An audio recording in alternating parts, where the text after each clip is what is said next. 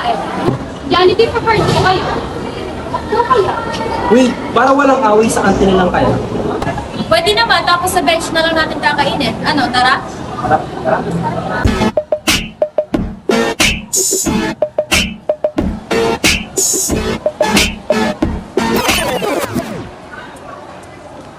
Hi guys! Saan kayo punta?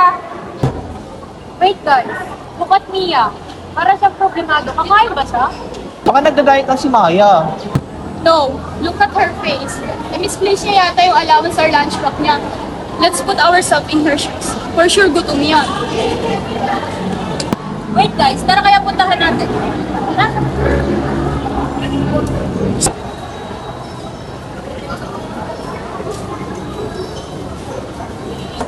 Maya, uy! Hindi ba ibang tao sa atin ang isa't isa?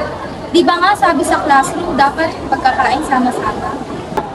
Sorry, nakalimutan ko kasi yung wallet ko sa bahay. Nakakahiya. Pero okay lang talaga ako guys. Huwag niyo akong alahan.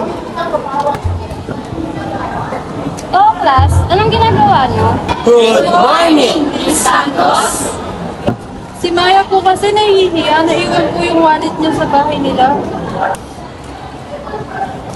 Naman, Maya, we all have days like that. Sa school na to, walang student versus teacher or us versus them guy. If one person is down, we need each other. Here, Maya, sa'yo na lang to. Here, Maya, kunin mo rin to. Naku, wag na. Nakakahiya naman eh. Kunin mo na, Maya, huwag ka na maya. Madami naman kami extra eh. Maraming salamat guys. Hindi ko alam kung anong masasabi ko sa inyo. Thank you, ma'am. Ganito na lang, guys. Para lahat sa kantin, libre ko kayo ng tubig. Yo! Libre ko na!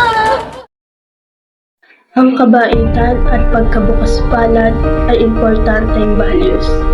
Ang kabaitan means trato mo sa tao ng may respeto at malasakit.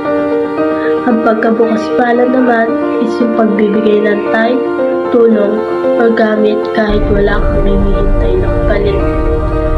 Pag ginagawa natin to, mas nagkakaroon ng tiwala at magandang samahan.